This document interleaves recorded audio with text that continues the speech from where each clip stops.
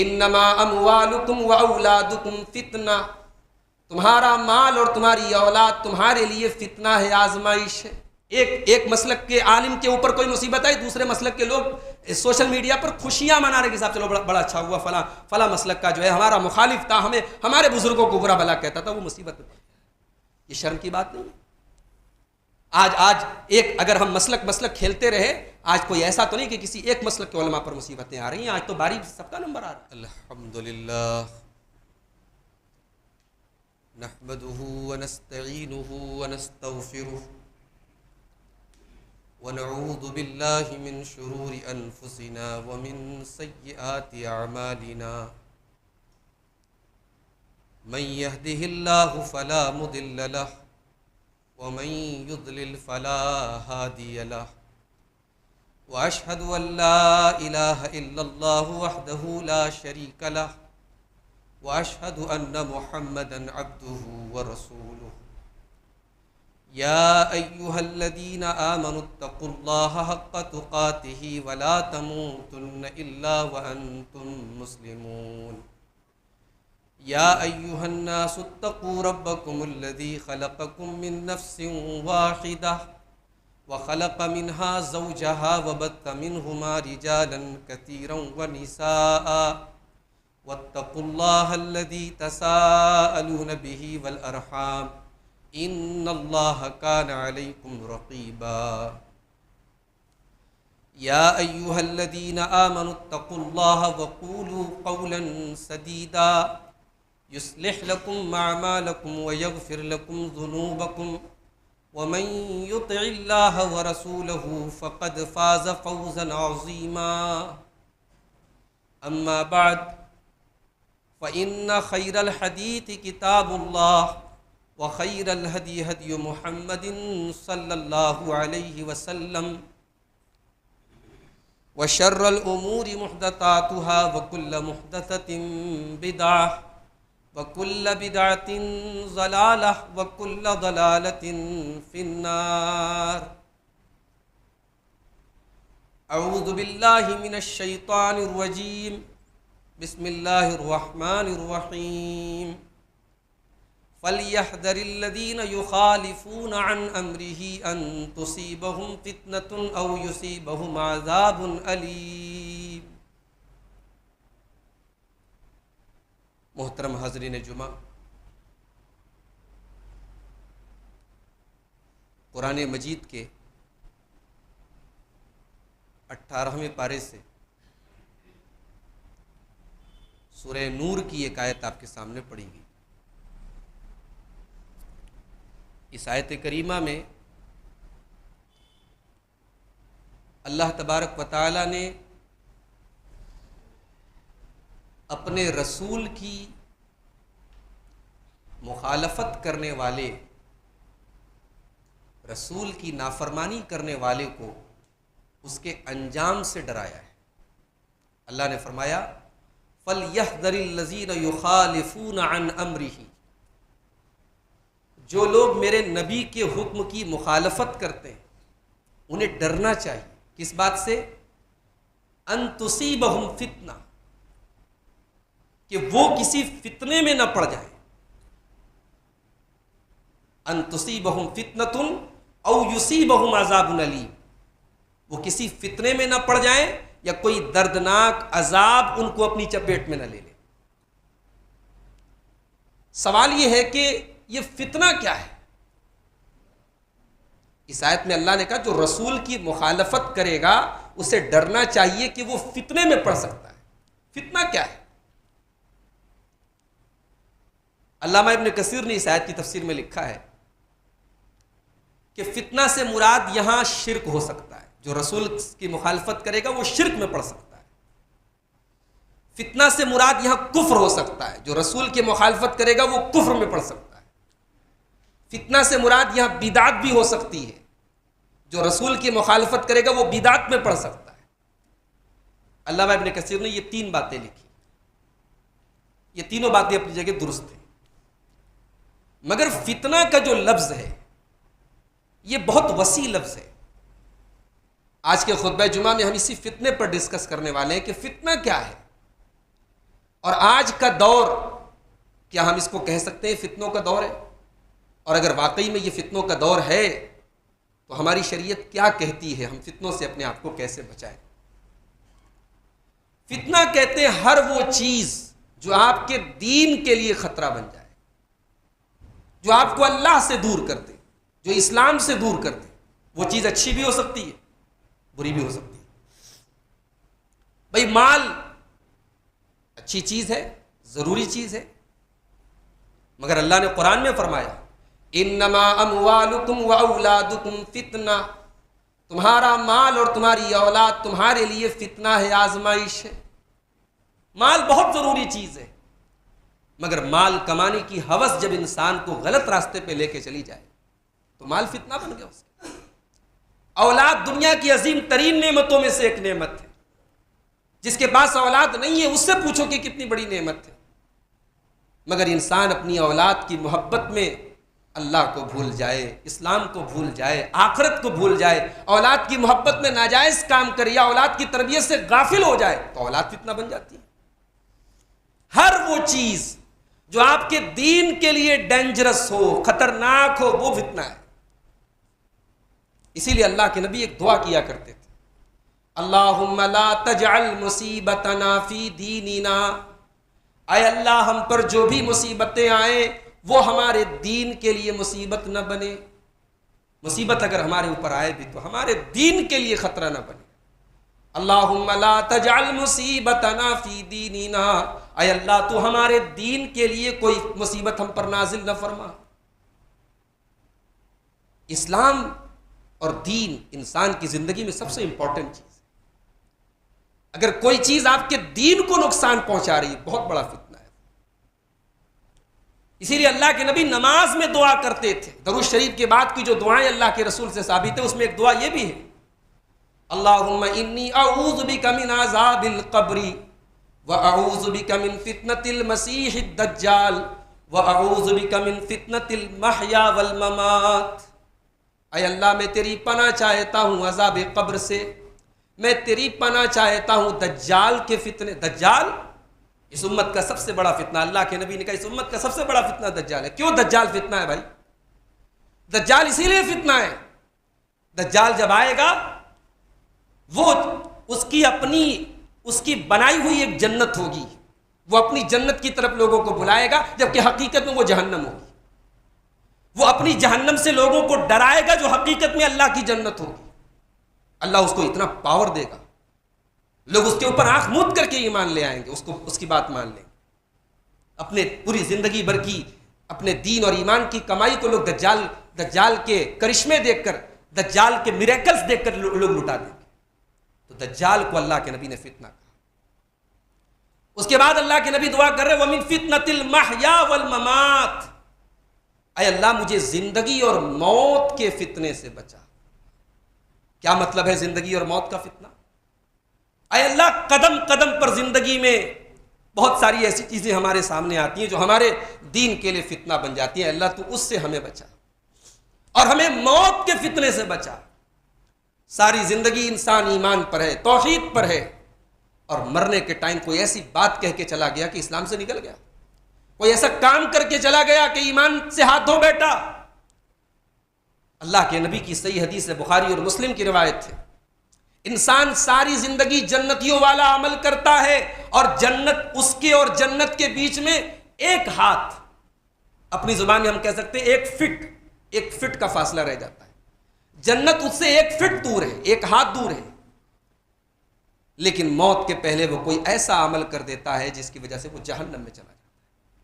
ساری زندگی انسان جہنمیوں والا عمل کرتا ہے، مگر مرنے کے پہلے جہنم سے ایک فٹ وہ دور تھا، اللہ تعالیٰ نے اسے ایمان کی توفیق دے دی، اس نے شرک سے توبہ کر لی، اس نے گناہوں سے توبہ کر لی، اس نے بدعات سے توبہ کر لی، وہ راہ راست پر آ گیا، اللہ نے اس کو جنت سے نواز دیا۔ اللہ کے نبی دعا کر رہے ہیں وَمِن فِتْنَةِ الْمَحْيَا وَالْمَمَاتِ، اے اللہ تو مجھے موت کے فتنوں سے بچا کے۔ اسی لیے عذاب قبر کی بھی اللہ کے نبی نے فتنہ کہا ہے۔ اللہ کے نبی نے کہا تفتنون فی قبورکم، تمہیں اپنی قبر میں فتنے میں ڈالا جائے گا، تمہیں اپنی قبر میں آزمایا جائے گا۔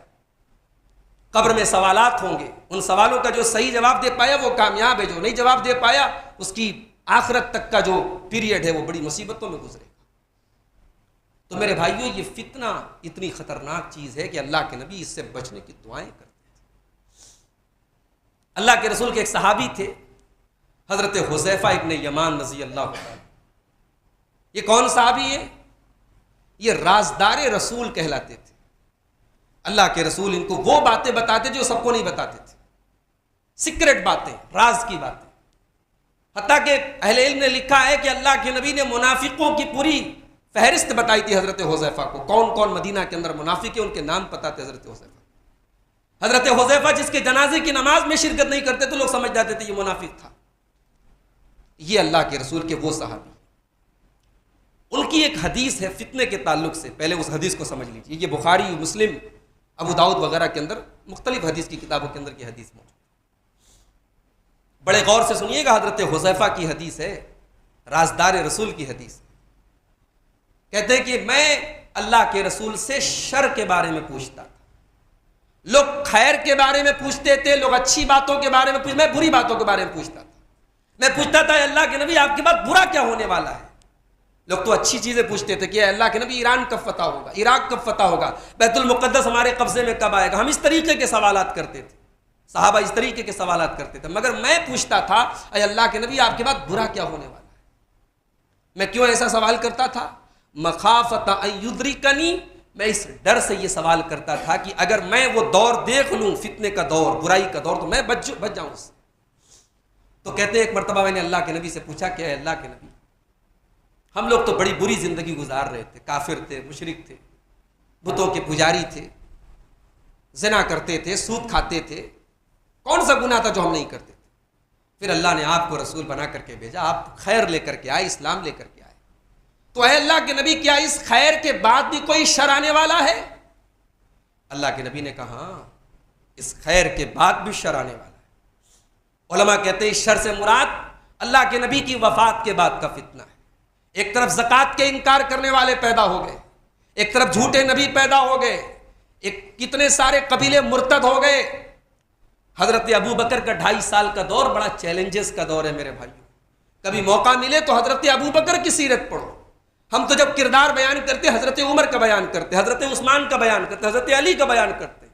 یقیناً ان سب کی قربانیاں اور ان کے کارنامے بہت بڑے ہیں، مگر میں سمجھتا ہوں کہ حضرت ابو بکر کے کارناموں کا کوئی مقابلہ نہیں ہے۔ وہ 2.5 سال کتنے چیلنجز کا دور تھا حضرت ابو بکر صدیق۔ اللہ کے نبی کی وفات ہوئی ہے، مسلمانوں کی سب سے بڑی شخصیت دنیا سے جا چکی ہے۔ مسلمانوں کی حالت ایسی، حضرت عروہ کہتے ہیں مسلمان تو اس بکریوں کے ریوڑ کی طرح تھے جس کا کوئی چرواہا نہ ہو۔ ابو بکر صدیق نے ایسے موقع پر امت کی کمانڈ سنبھالی تھی، اور اس وقت انہوں نے ان چیلنجز کو کیسے فیس کیا، کتنی ذہانت اور کتنی ہوشیاری کا ثبوت دیا، وہ تاریخ کا ایک بہت بڑا چیپٹر ہے میرے بھائی۔ عمر فاروق رضی اللہ تعالیٰ عنہ بڑے بہادر تھے، بات بات پہ تلوار نکالا کرتے تھے۔ انہوں نے اعتراض کر دیا کہ ابو بکر کوئی زکوٰۃ نہیں دیتا ہے، اس سے بعد میں نپٹیں گے، ابھی مدینہ کو سیکیورٹی کی ضرورت ہے، زکوٰۃ جو لوگ نہیں دے رہے ان کے خلاف آپ فوج بھیج رہے ہیں، یہ سیکیورٹی کے پرپس سے صحیح بات نہیں ہے، مدینہ خطرے میں پڑ جائے گا۔ حضرت ابو بکر صدیق نے حضرت عمر کے سینے پر ہاتھ مارا، اب بڑے بہادر بنتے تھے عمر، بڑے بہادر تھے تم، آج تم بزدلی کی بات کر رہے ہو۔ واللہ لو منعونی اقالا لقاتلتهم علی ذلک، اگر نبی کے دور میں کوئی رسی بھی دیتے تھے زکوٰۃ میں، اونٹ کی رسی دیتے تھے اور آج نہیں دیں گے، میں لڑوں گا ان سے، میں جنگ کروں گا ان سے۔ یہ ابو بکر صدیق تھے۔ تو اللہ کے نبی نے کہا کہ اے حذیفہ، یہ جو اچھا دور ہے اس کے بعد ایک برا دور آئے گا۔ پھر حضرت حذیفہ نے کہا کہ اے اللہ کے نبی، کیا اس برے دور کے بعد اچھا دور پھر آئے گا؟ کہاں آئے گا؟ وفیہ دخن، لیکن اس اچھے دور میں دھواں ہوگا۔ دھواں کا مطلب یعنی کچھ ایسی چیزیں ہوں گی جو کلیئر نہیں ہوں گی، سسپینس والی ہوں گی۔ حضرت حذیفہ نے پوچھا کہ اللہ کے نبی دھواں کیا ہوگا؟ اللہ کے رسول نے فرمایا ایسے لوگ آئیں گے جو میرے طریقے پر نہیں چلیں گے، اچھی باتیں بھی ہوں گی، بری باتیں بھی ہوں گی، لیکن میرے طریقے پر نہیں چلیں گے۔ اچھائی کا دور ہوگا لیکن اس میں مختلف فتنے بھی ہوں گے۔ کہا کہ اے اللہ کے نبی، کیا اس اچھائی کے دور کے بعد کیا پھر شر آئے گا؟ اللہ کے نبی نے کہا شر آئے گا، برائی کا دور آئے گا، اور ایسے لوگ آئیں گے دعات الی ابواب جہنم، جو جہنم کے دروازے کی طرف لوگوں کو بلائیں گے، جو ان کی دعوت قبول کرے گا اسے جہنم میں لے کے ڈال دیں گے۔ یہ کون لوگ تھے؟ یہ خوارج تھے، یہ معتزلہ تھے، یہ روافض تھے، یہ امت کے وہ گمراہ فرقے تھے جنہوں نے امت کے اندر پھوٹ ڈالی تھی، جنہوں نے امت کا بٹوارا کیا تھا، جنہوں نے امت کے اندر غلط سلط عقیدوں کو ڈالا تھا اور جہنم کے راستے کی طرف لوگوں کو بلایا تھا۔ حضرت حذیفہ نے کہا کہ اے اللہ کے نبی، اگر میں وہ دور پالوں، ان لوگوں کا دور میں اگر پالوں، تو آپ مجھے کیا حکم دیتے ہیں؟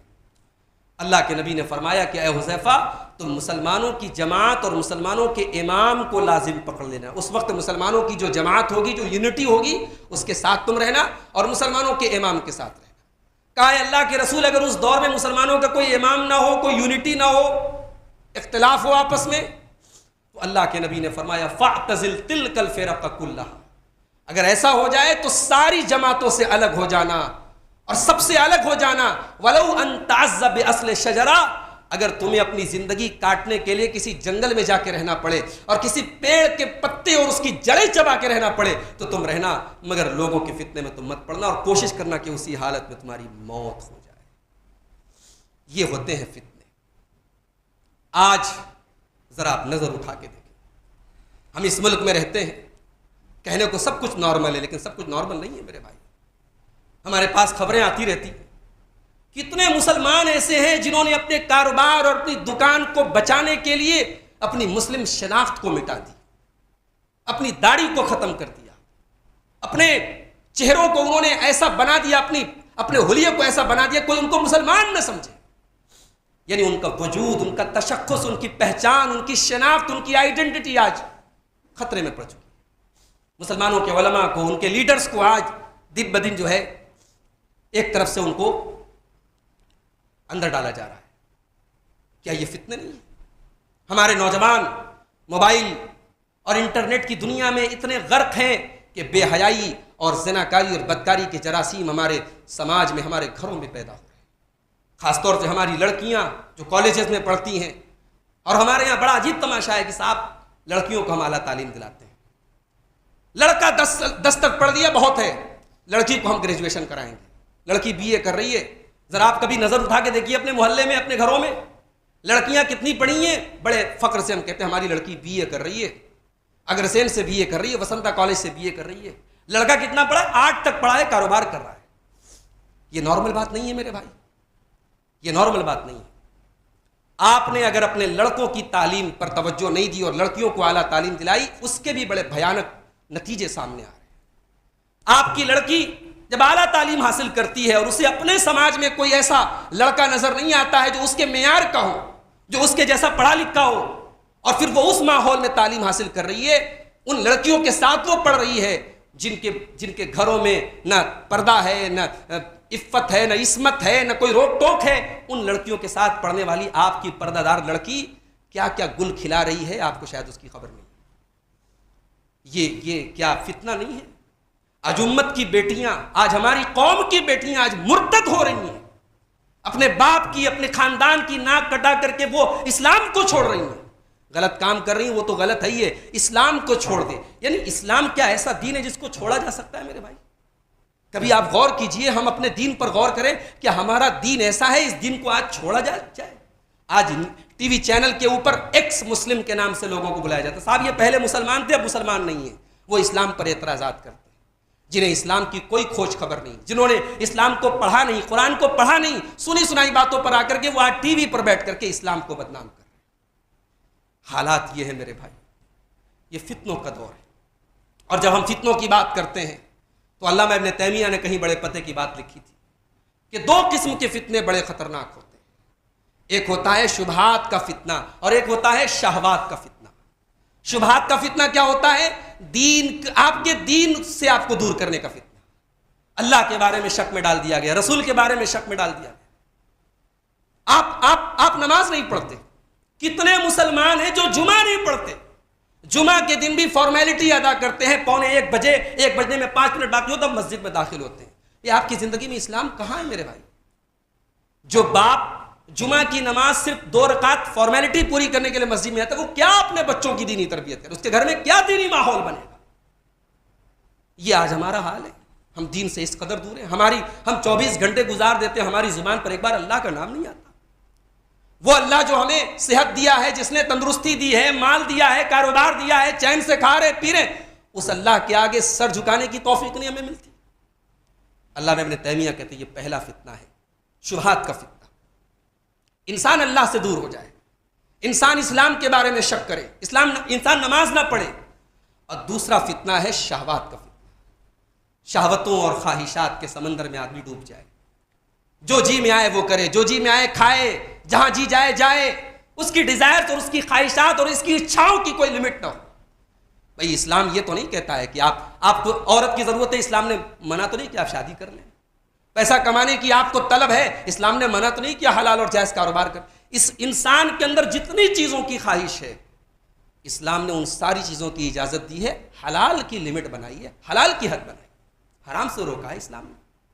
اللہ کے رسول صلی اللہ علیہ وسلم فرماتے ہیں، مسند احمد کی صحیح روایت، ان مما اخشى علیکم، میں جس چیز سے تمہارے بارے میں ڈرتا ہوں، شہوات البغی فی بطونکم وفروجکم، پیٹ کا فتنہ اور شرمگاہ کا فتنہ. اے میری امت کے لوگوں، میں دو چیزوں سے بہت ڈرتا ہوں تمہارے بارے میں، ایک پیٹ کا فتنہ اور ایک شرمگاہ کا فتنہ. ومضلات الفتن، اور میں گمراہ کرنے والے فتنوں سے ڈرتا ہوں.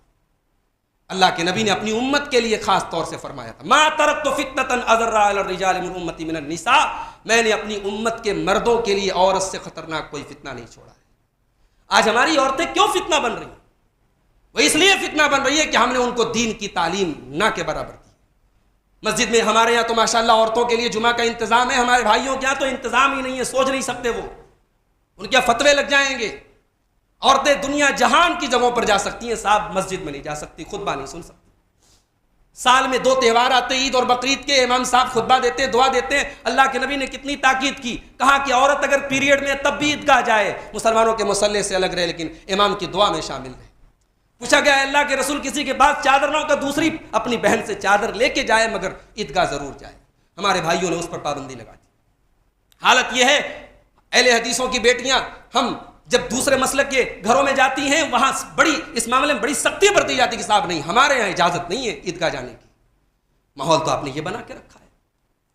دینی تعلیم کے نام پر آپ کی بیٹی نے ماشاءاللہ کسی حافظ جی سے، مولانا سے قرآن پڑھ لیا، بس بہت ہو گیا، اس نے دینی تعلیم حاصل کر لی، قرآن پڑھ لیا. اب وہ ہائی اسکول کر رہی ہے، انٹر کر رہی ہے، گریجویشن کر رہی ہے. اس جو پورا یہ نظام تعلیم، اس میں دین کہاں ہے میرے بھائی؟ جو 3 سوال قبر میں ہوں گے، من ربک کا، ما دینک کا، من نبیک کا، تیرا رب کون، تیرا دین کیا، تیرے نبی کون؟ ان تینوں سوالوں کا جواب آپ کو ہائی اسکول میں تو نہیں پڑھایا جا رہا، آپ کو گریجویشن میں تو نہیں پڑھایا جا رہا ہے، کسی کالج میں تو نہیں پڑھایا جا رہا. یہ سوالوں کا جواب کون سکھائے گا ہماری بیٹی؟ بیمار دوائی کھاتا نہیں، بدنام طبیب کا نام ہوئے کام برے تو مسلمان سے بدنام بیچارہ اسلام. میرے بھائیوں، آج ہمارے نوجوان نسل کو ہم جب رونا روتے ہیں نا، یہ دین سے دور ہے. ہم نے دین دیا کہاں ہے ان کو؟ ہمارے یہاں مسجدوں میں تقریر ہوتی، کتنے لوگ آتے ہیں تقریر میں؟ گنے چنے لوگ. ہمارے شارق بھائی رہتے ہیں وہاں کوئلہ بازار میں، وہ بیچارے پہلے گھروں میں درس کرواتے تھے. میں کئی مرتبہ ان کے درس میں گیا، 5 لوگ 10 لوگ درس میں جاتے تھے. آج دین سے دور کرنے والی چیزیں ہر آدمی کے موبائل پر ہیں.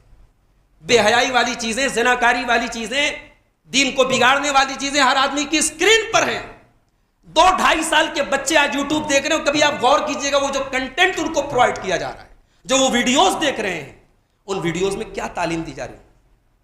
میں کبھی کبھی غور کرتا ہوں، یہ چھوٹے چھوٹے جو بچوں کے کارٹون ہوتے ہیں یا ان کے جو ویڈیوز جو بنائے جاتے ہیں، ان میں بھی ان کو بڑی گندی باتیں اور بڑی نازیبہ باتیں ان کو سکھائی جاتی ہیں. عورتوں کے جو سیریل ہوتے ہیں، ہمارے یہاں بڑے شوق سے عورتیں سیریل دیکھتی ہیں. سیریلوں میں کیا ہے؟ دیور بھابھی کے ناجائز تعلقات ہیں، کس طریقے سے عورتیں سازش کر رہی ہیں گھروں کو بگاڑے، وہ سب کچھ دکھایا جا رہا ہے. تو یہ وہ سلو پوائزن ہے جو آج ہمارے گھروں کو برباد کر رہا ہے. اور اگر ہم نے ان فتنوں کو نہیں جانا اور ان فتنوں سے اپنے آپ کو نہیں بچایا، اپنے گھروں کو نہیں بچایا، تو میرے بھائیوں شاید ہم دنیا میں ایک اچھی زندگی گزار لیں مگر آخرت میں ہم برباد ہو جائیں. قرآن کریم کا 28واں پارہ اٹھائیے. اللہ تعالیٰ نے اہل ایمان کو اپنے آپ کو اور اپنے گھر والوں کو جہنم کی آگ سے بچانے کا حکم دیا ہے.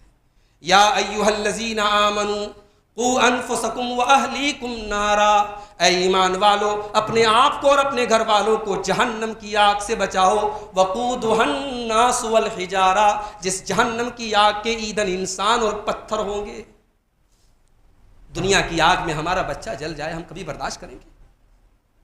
انسان اپنی اولاد سے، اپنی فیملی سے کتنی محبت کرتا ہے. اپنی فیملی کے لیے انسان اپنا آرام تج دیتا ہے، راتوں کو جاگ کر کے محنت کرتا ہے کہ میرے بچے سکھ سے رہیں، میری بیوی سکھ سے رہے۔ اللہ کہہ رہا ہے کہ جس پریوار سے، جس فیملی سے، جن بچوں سے، جس بیوی سے تم اتنا پیار کرتے ہو، تمہارے بال بچے جہنم کی آگ میں جا رہے ہیں، تم ان کو بچانے کے لیے کیا کر رہے ہو؟ تو میرے بھائیو، یہ فتنے کا دور ہے۔ اب ایک آخری سوال کہ فتنوں کے اس دور میں ہم اپنے آپ کو کیسے بچائیں؟ تو سب سے پہلی چیز، فتنوں کے اس دور میں آپ دیکھیے بہت سارے لوگ آج خوشی منا رہے ہیں۔ ایک مسلک کے عالم کے اوپر کوئی مصیبت آئی، دوسرے مسلک کے لوگ سوشل میڈیا پر خوشیاں منا رہے کہ صاحب چلو بڑا اچھا ہوا، فلاں مسلک کا جو ہے ہمارا مخالف تھا، ہمارے بزرگوں کو برا بھلا کہتا تھا، وہ مصیبت میں۔ یہ شرم کی بات نہیں ہے۔ آج ایک اگر ہم مسلک کھیلتے رہے، آج کوئی ایسا تو نہیں کہ کسی ایک مسلک کے علماء پر مصیبتیں آ رہی ہیں، آج تو باری سب کا نمبر آ رہا ہے۔ آج حالات یہ ہے میرے بھائیوں، ان حالات میں ہمیں اور آپ کو دو چیزوں پر بڑی مضبوطی سے جم کے رہنے کی ضرورت ہے۔ کیا ہے وہ دو چیزیں؟ اللہ کے نبی نے فرمایا انی قد ترکت فیکم شیئین لن تضلوا بعدہما، دو چیزیں چھوڑ کے جا رہا ہوں، جب تک انہیں پکڑے رہو گے گمراہ نہیں ہو سکتے۔ ایک اللہ کی کتاب ہے، ایک اس کے رسول کی سنت ہے۔ اور یہ دو چیزیں ہم کب پکڑیں گے؟ جب ان کو سیکھیں گے۔ ہمارے اندر دینی شعور کتنا ہے، اس پر ہم محنت کریں۔ صرف قرآن جو ہے رٹو طوطے کی طرح پڑھ لینا، یہ دین کی تعلیم نہیں، معاف کیجیے گا۔ آپ کو نماز کی دعائیں نہیں آتی، لوگ بڈھے ہو گئے ان کو نماز کا طریقہ نہیں آتا، ان کو نماز کی دعائیں نہیں آتی۔ ہمارے نوجوان لڑکوں کو جو ہے دین کی بیسک باتیں نہیں معلوم، اور جلسے اور پروگرام ہوتے ہیں اس میں جو لگے بدے لوگ وہی جاتے ہیں۔ جو لوگ برابر جلسوں اور تقریروں میں جاتے ہیں، مسئلہ ان کا نہیں ہے، وہ تو ماشاءاللہ جانکاری ہے ان کو، مسئلہ ہمیں اس انسان کو مسجد میں لانا ہے جو کبھی نہیں آتا، جو جمعہ کی نماز میں آخری صف میں آتا ہے، اور 1 بج کر کے اگر جمعہ کھڑا ہونے والا 12:49 پر مسجد میں، 12:59 پر مسجد میں آتا۔ ہمیں اس آدمی کو جو ہے نماز کی اہمیت بتانی ہے میرے بھائی، ہمیں اس کو دین کا شعور اس کے اندر پیدا کرنا ہے۔ اور یاد رکھیے جب تک ہم اس پر محنت نہیں کریں گے، ہم دنیا کے آخرت کے ان فتنوں سے نہیں بچ سکتے۔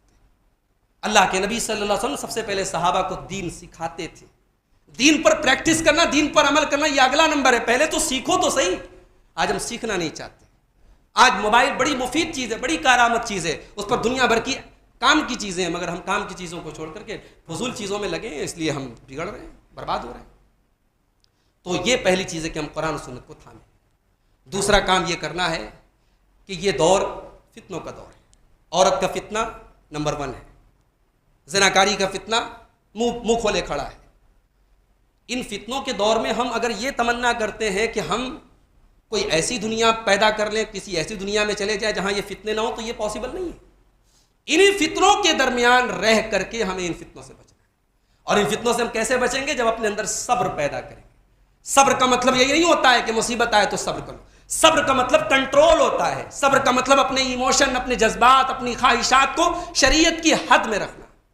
اسی لیے اللہ تعالیٰ نے سورہ سجدہ کے اندر اپنے ان بندوں کا ذکر کیا جن کو اللہ دین کی امامت دیتا ہے، تو اللہ نے کیا فرمایا؟ وَجَعَلْنَا مِنْهُمْ أَئِمَّةً يَهْدُونَ بِأَمْرِنَا لَمَّا صَبَرُوا وَكَانُوا بِآيَاتِنَا يُوقِنُونَ۔ فرمایا ہم دین کی امامت ان کو دیتے ہیں جو ہماری ہدایت پر چلتے ہیں اور جو ہماری آیتوں پر یقین رکھتے ہیں، جو صبر کرتے ہیں اور ہماری آیتوں پر یقین رکھتے ہیں۔ علامہ ابن تیمیہ کہتے ہیں کہ صبر پیدا کر لو، شہوتوں کے فتنوں سے بچ جاؤ گے، اور یقین پیدا کر لو، شبہات کے فتنوں سے بچ جاؤ۔ تو صبر اور یقین یہ دو چیزیں ہیں، مومن کی یہ دو سہارے ہیں فتنوں کے اس دور میں۔ اور ایک چیز یہ بھی ہے میرے بھائیوں کہ فتنوں کے اس دور میں جہاں تک ممکن ہو آپ کوشش کریں کہ ان فتنوں سے اپنے آپ کو بچائیں، کیونکہ فتنہ اس لیول تک پہنچ جائے گا۔ اللہ کے نبی مدینے کی ایک پہاڑی کے اوپر چڑھے، آپ نے کہا کہ ایک ایسا زمانہ آئے گا کہ فتنے تمہارے گھروں میں پہنچ جائیں، کمواقع القطر، جیسے بارش ہوتی ہے، بارش کی بوچھاریں ہر آدمی کے گھر میں جاتی ہیں، ایسے فتنہ ہر آدمی کے گھر میں پہنچے گا۔ اللہ کے نبی نے فرمایا جب فتنوں کا وہ دور ہوگا، القائد فیہا خیر من القائم والقائم فیہا خیر من الماشی والماشی فیہا خیر من السائی۔ آپ نے فرمایا جو بیٹھا ہے وہ اس سے بہتر ہے جو کھڑا ہے، جو کھڑا ہے وہ اس سے بہتر ہے جو چل رہا ہے، جو چل رہا ہے وہ اس سے بہتر ہے جو دوڑ رہا ہے۔ کیا مطلب ہے اللہ کے رسول کا؟ یعنی جب فتنوں کا یہ دور آ جائے تو آپ کوشش کریں اپنے آپ کو کتنا بچا سکتے ہیں۔ مال کمانے کا معاملہ ہے، کم کماؤ بھائی لیکن حلال کی کمائی کھاؤ۔ بال بچوں کا معاملہ ہے، ہماری بچی ٹھیک ہے وہ بہت اعلیٰ تعلیم حاصل نہ کرے، ایک ایوریج تعلیم حاصل کرے مگر اس کے اندر دین کی تعلیم رہے، وہ دین سے دور نہ ہو۔ مزاج یہ بناؤ کہ ہمیں فتنوں سے اپنے آپ کو بچانا ہے۔ اللہ سے دعا ہے رب العالمین ہم سب کو ہر قسم کے فتنوں سے محفوظ رکھے۔ اللہ ہمارے دینی اداروں پر مصیبتیں اس وقت آ رہی ہیں، علماء پر مصیبتیں آ رہی ہیں، اللہ ہماری مصیبتوں کو دور فرمائے، اللہ ہمارے علماء کے ساتھ آسانی فرمائے، اللہ ہمارے دینی اداروں کی حفاظت فرمائے، اللہ جب تک ہمیں دنیا میں زندہ رکھے اسلام پر زندہ رکھے، اللہ ہمارے بیماروں کو شفا عطا فرمائے، اللہ ہم میں سے جو کاروبار میں پریشان ہیں اللہ ان کے کاروبار میں برکت نصیب فرمائے، اللہ جب تک ہمیں دنیا میں زندہ رکھے اسلام پر زندہ رکھے، اور خاتمہ ہم سب کا ایمان پر ہو، آمین، وآخر دعوانا الحمدللہ۔